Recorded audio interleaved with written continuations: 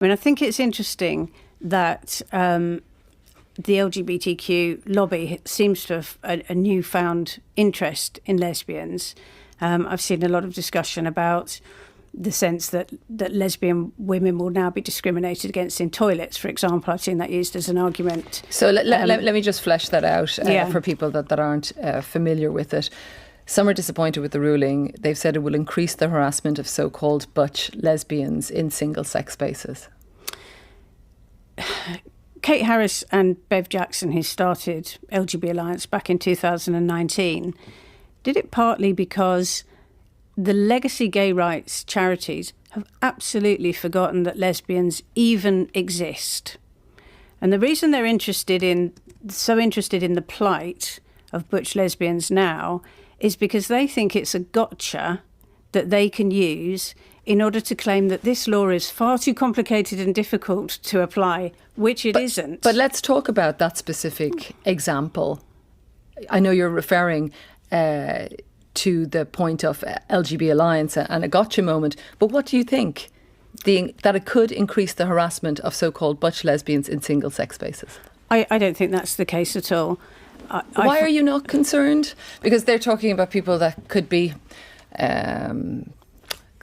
viewed in some ways as more butch or more masculine within a single-sex space for biological females. Because I don't believe it's going to happen. I mean, you had Robin Moira-White on earlier last week. Yeah, I've met Robin. He's a very tall person, over 6 foot, extremely broad, has an extraordinarily deep baritone voice.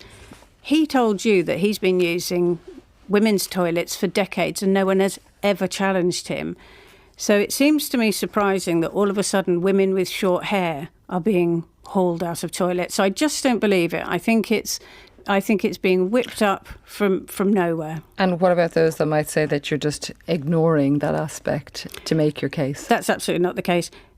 As somebody who was, we didn't even call it that in those days, but misgendered, when I was younger, if I asked somebody where the toilets were, I was very often pointed at the gents, and I'd say, "Oh, no, but I'm a girl," and they'd look at me and say, "Oh, I'm sorry," and we'd both be a bit embarrassed and laugh, and that would be the end of it.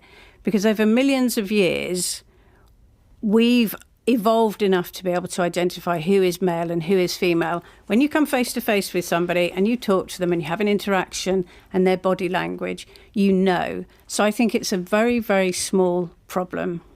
Robin uses the pronouns she and her.